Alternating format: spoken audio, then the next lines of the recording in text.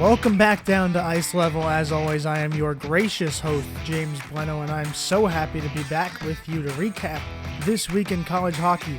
So let's not mess around and jump right into the Ice Level Lowdown. In the NCHC and per USCHO, at Denver's banner-raising ceremony, people's Apple Watches were giving alerts because of the noise levels in Magnus Arena. Keep it up, Pios fans! The record crowd of over 7,000 fans saw the game kick off with Captain Carter King skating around the rink with a trophy. It only got more exciting for the team after winning that game 5-2 as we discussed last week.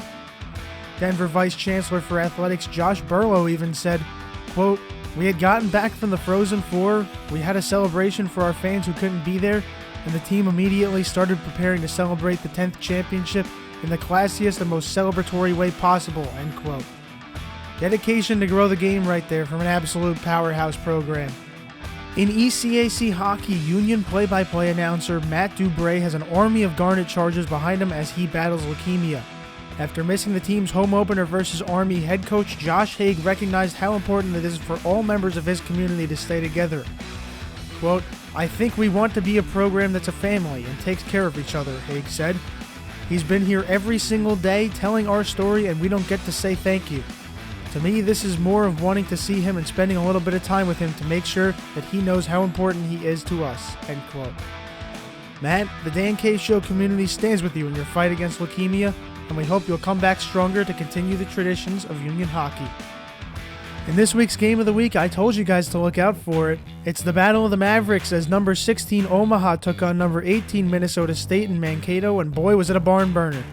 Minnesota State got off to a statement start as Brett Moravec scored for his Mavs just about 6 minutes into the game. They held on to this lead through the whole first period and tacked on two more from Brian Carabas and Josh Grohl in the second, but the third was a whole nother story. Omaha got its first just 13 seconds into the third from Zach Erdahl and kept going from there. Sam Strange added another just 5 minutes into the period, and with 12 to go, Tyler Rollwagon tied it at 3 during a 5-minute major. These two teams battled it out, and just before it had a chance to go to overtime, Rhett Pitlick scored from Josh Grohl with only 43 seconds left and won it for the home crowd in Mankato. The over 4,400 fans sure went home happy after that performance.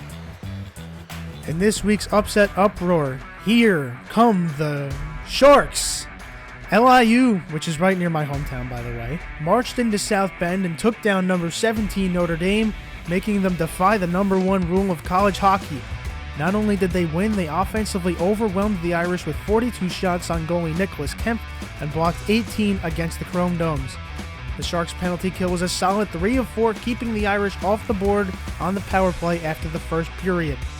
Not to mention, Minnesota State transfer Connor Grega picked up 2 apples during the game. The transfer portal strikes again. The Ice Level Podcast is sponsored by Best Damn Tape. Best Damn Tape's mission is to supply the most affordable and elite-level sports tape to athletes worldwide. You can go to bestdamntape.com and use code DanKShow40, that's DanKShow40, to get 40% off your order. Go to bestdamntape.com and order your clear tape, your black and white tape, scented stick wax, and more. Now let's jump to the meat and potatoes. It's time for the cross-conference highlight hub. In Atlantic Hockey America, we kick off with just a ton of one-goal and overtime games. On Friday, Air Force took down AIC 2-1 and would split the series in Springfield. Holy Cross beat last week's upset Uproar team Sacred Heart 2-1 in the overtime Game 1, leading the Pios to reverse the result in regulation on Saturday, winning the game 2-1 for the split.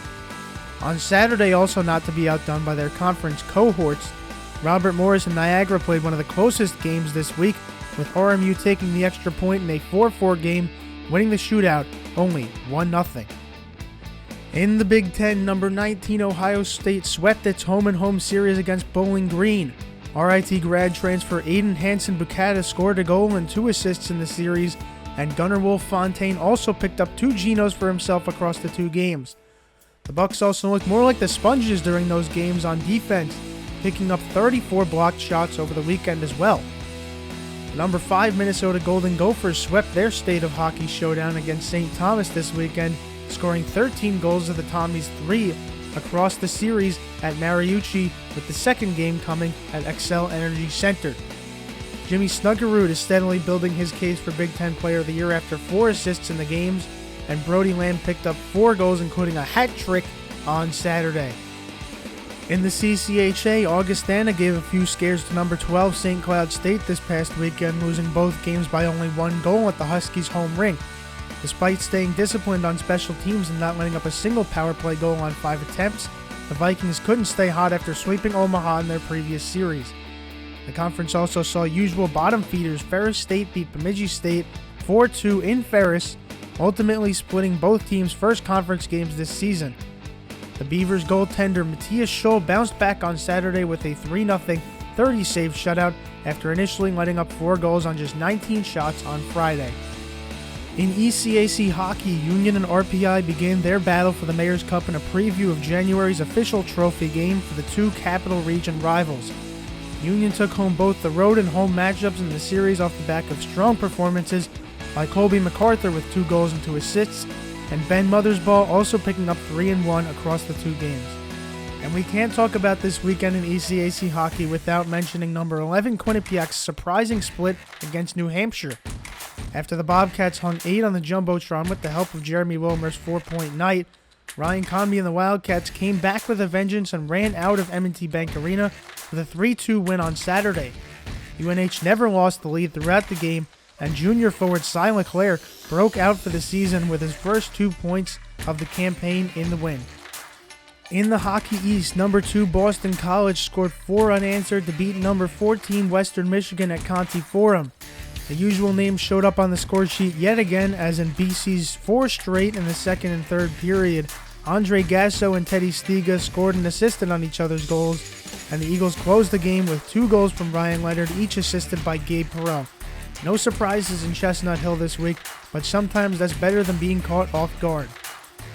UConn and number 15 UMass somewhat split their rivalry series, with the Minutemen winning in the shootout in the first game, getting there thanks to Adar Suniev's 17 seconds left goal to take the home leg of the series to overtime.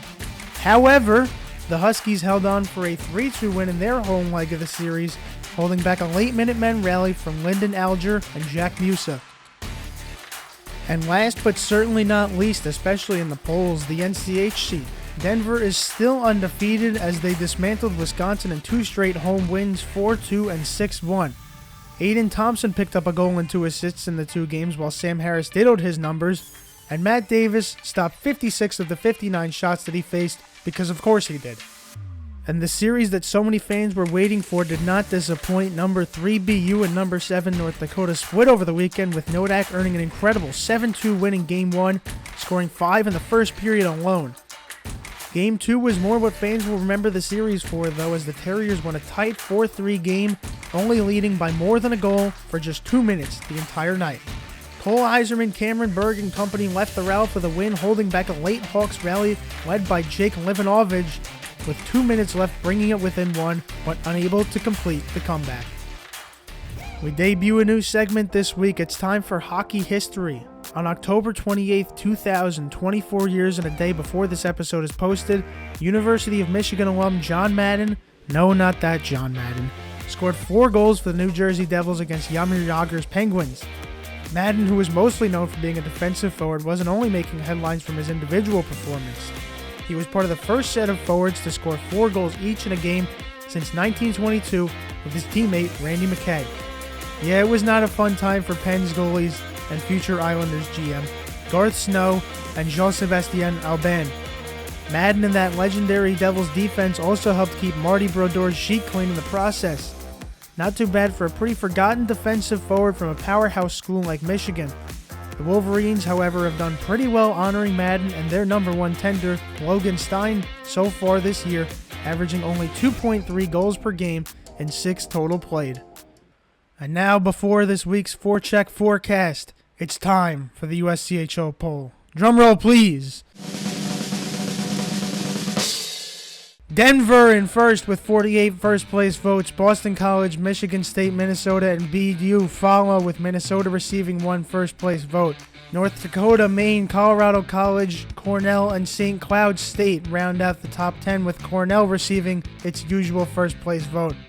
Michigan, Providence, Western Michigan, Quinnipiac, and Ohio State make up the next in the top 15, while Minnesota State, UMass, Penn State, Notre Dame, and UMass Lowell take us from 16 to 20. Before we wrap it up, let's take a look at the Forecheck Forecast. In this weekend's series, number 5 BU continues its gauntlet of Midwest teams as the Terriers take on number 11 Michigan at home. Number 9 Cornell plays its first competitive games of the season against number 6 North Dakota in Ithaca. What a way to kick off the season. And number 2 BC heads west to take on number 10 St. Cloud State at Herb Brooks National Hockey Center. An absolute battle of the nation's best conferences this year. Since the Big Ten seems to be coming up a bit short on expectations this year, I'm looking at you, Wisconsin. There's a reason you guys in Notre Dame didn't make the forecast this week, but hey, go prove me wrong. On that note, and before Dan and Lucas start thinking too much about me calling out these teams, that's all we have for this week's Ice Level episode. Thanks to USCHO for consolidating and providing today's secondary information, Hooked on Hockey magazine for our hockey history, and to all of you for listening. I'm James Blennau, and I'm not an expert, but neither are you.